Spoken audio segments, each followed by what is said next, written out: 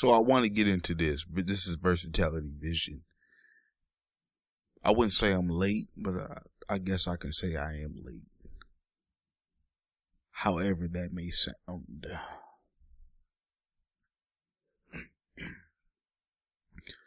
What I want to get into the review of Battle for Compton, the Tupac Assassination.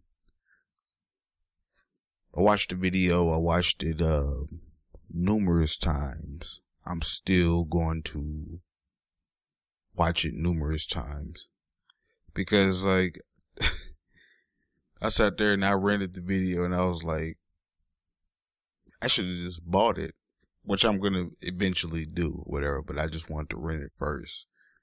So that's pretty much what I did, and I ended up watching it in the length and paying for, you know, the fair exchange, you know, the product, you know. So, but anyway, I don't want to give nothing away. I really don't. I don't want to give anything away. I just want to kind of like scroll through stuff to let people know that you are going to have to watch this more than once. You're going to have to maybe fast forward, and you're going to have to rewind. And also you're going to have to pause and take notes and stuff like that. You know, that's what you do. So I just wanted to talk about it a little bit.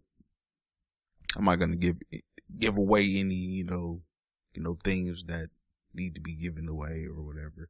Because I encourage people to you know, to search for yourself and, you know, watch everything and get a clear picture.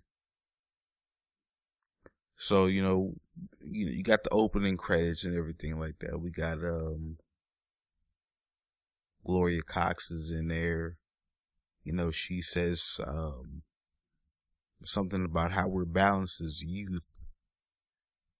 And there was a balance when we were children, and, you know, we came and we ate at dinner, and we came in when the street lights was on, and, you know, things like that.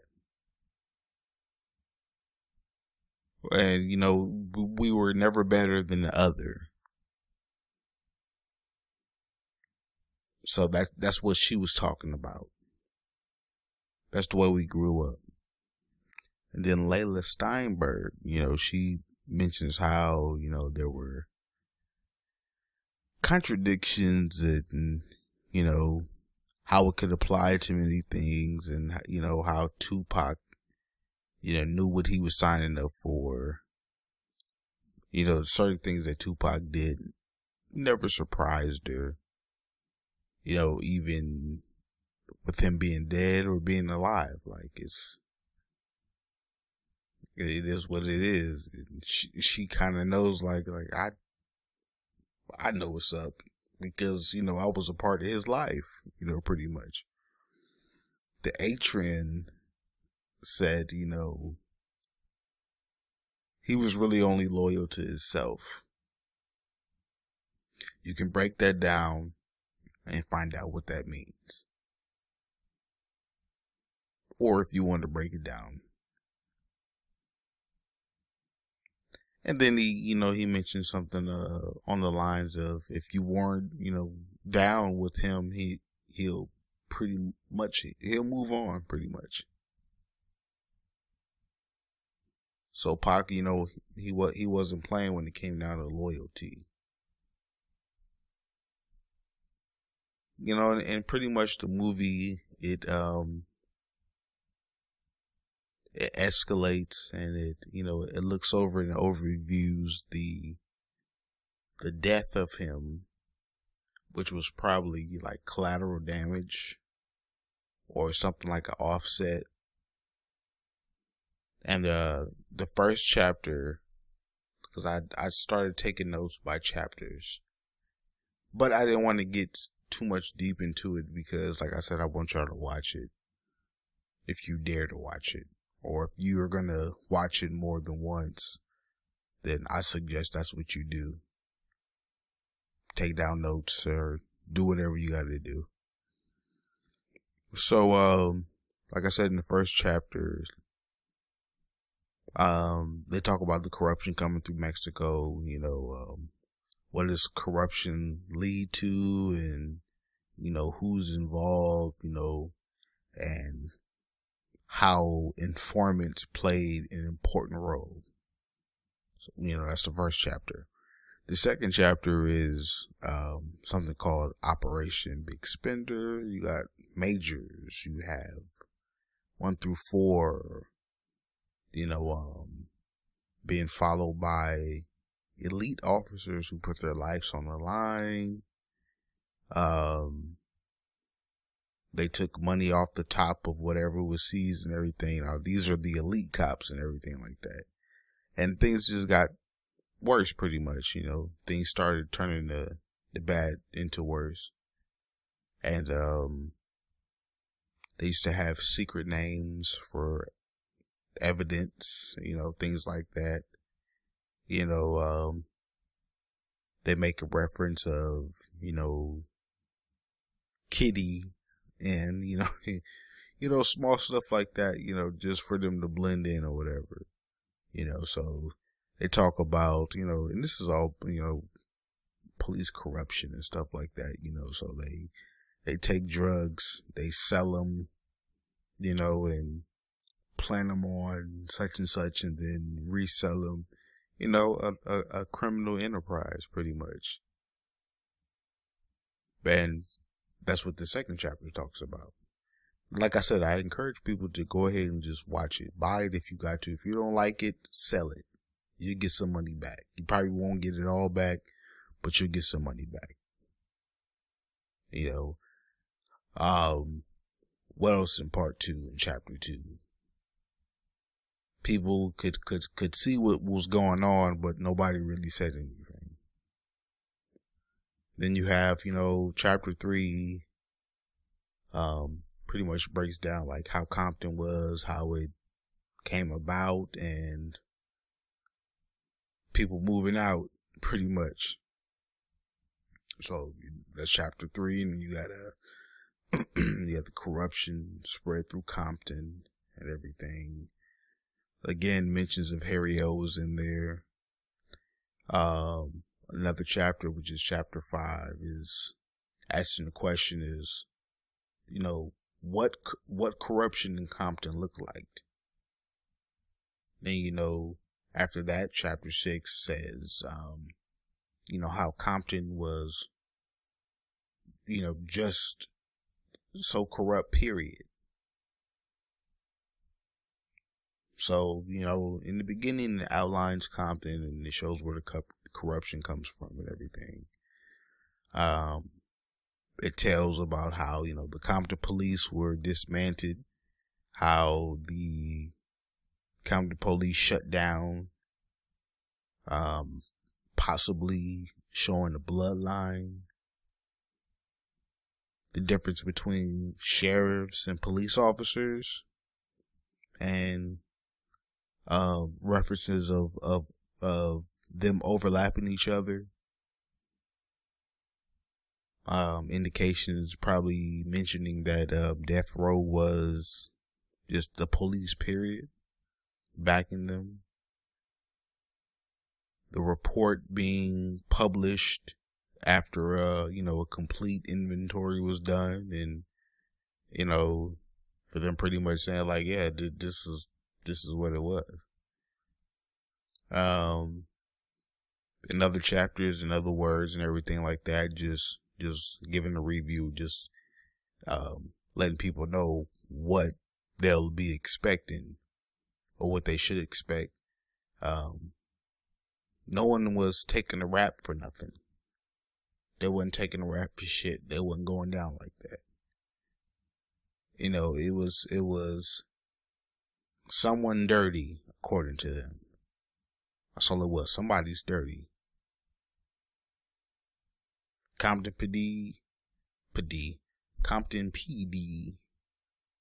Vice and everything, like I said, all that shit got shut down. Then they had to rebuild around it. What was also included in the movie was, I think, Atron said that Interscope was death row. So it was like, he was asking to himself, like, why would Tupac go there? You know, Suge didn't like people recording with Snoop unless they were with death row. They mentioned that. They mentioned something about the FBI and what was following Reggie and others, like Watani Tayimba. I think that's how I'm pronouncing it correctly. I don't know. Watani Tayimba. I think that's his name. It also mentions that, you know, Tupac was more on, you know, the status side. He was worried about more of status. There were tensions between him and, Thug Life, which included him in the Dog Pound, you know, and then it became Strength in Numbers. It also mentions, like, a lot of stuff that we already heard about the, you know, Reggie meeting, Reggie having a meeting before Suge did, you know, according to what happened in 662, or not 662, but Las Vegas PD, and whatever happened out there that night. They also talk about, you know, again, you know, selling the Orlando narrative for, you know, different people and everything, and pretty much they show it as, you know, Greg Kading being the last one to, you know, set a narrative.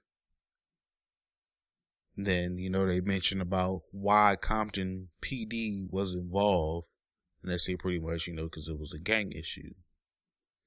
They also mention names about Kendrick Knox, you know, logs and notes and stuff like that from Cam Studios. You know, I think it's the slow leading officer, which is the senior leading officer. I think that's the acronym for it. I don't know. Don't quote me on it. Just watch the movie. And then, you know, they was talking about him stumbling into death row, you know, and, you know, talking to citizens and, you know, complaints that were in death row. Then he finds a confidential informant who tells him, you know, one of your own is pretty much working here. You know, it's like, hey, like, this is bigger than what you think it is. You know, so then you have people being questioned by LA Times, but not the police. It mentions that. They mention the gang sweep. They mention Tim Brennan, you know, and things that don't show up in Google.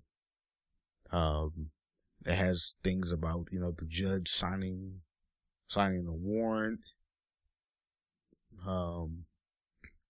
As far as, you know, trying to find the person who shot Tupac, because, like, if they sign a warrant and it's not accurate, then the courts look bad. So they don't sign it if they don't believe the story.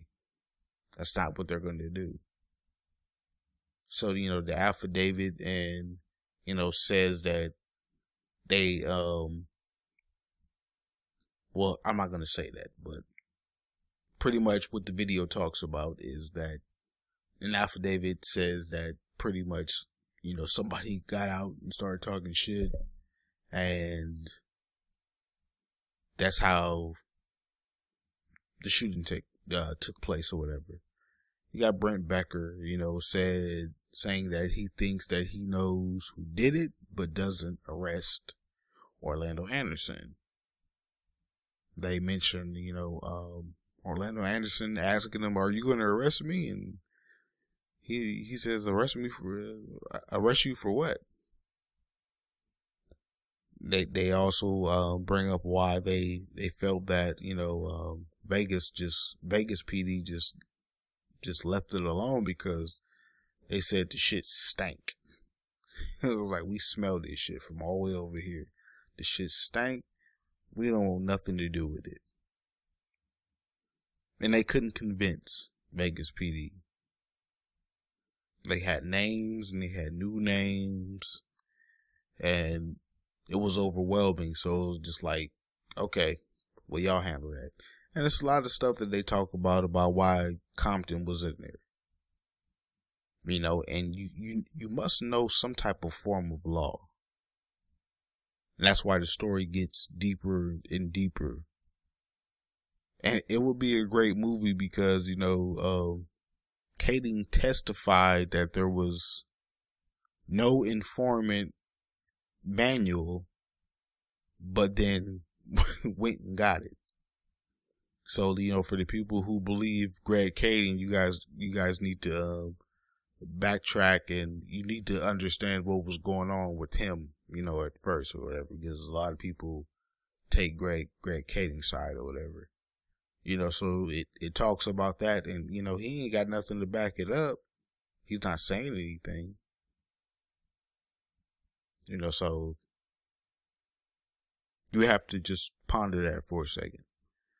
It mentions, Greg Kading, you know, made the same, you know, testifies, and I think it was, I forgot what case it was. It was a case. And then, you know, that stunk and everybody smelled that or whatever.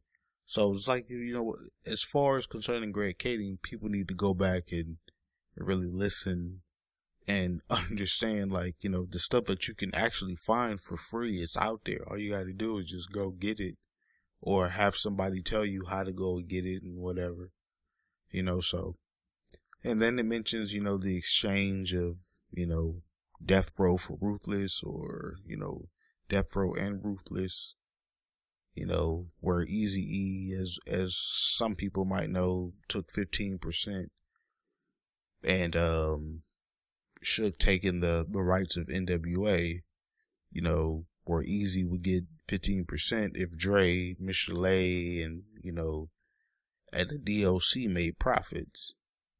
And the movie mentions pretty much how that's where Snoop came in, the dog pound, etc. You know, in order for Dre to get out, he had to sign Suge in his lifetime management. So it's like going on further, and it's like, this is why Suge was the target for murder. You know, why he's in jail. NWA to Beats by Dre, you know, and how Suge felt he was entitled. So there's a lot of stuff that's going on with that movie, and I wish it was longer. I could sit down and watch 10 hours of that shit, but they had to cut it up. So whatever they had to cut up, I'm pretty sure that's going to be the next video or something like that. But I could have watched it forever. You know, but there's limited resources, and the only, you know, certain things that you can do, you know, when somebody's saying, you know, that time is a tad bit too long, you're going to have to cut that. Okay.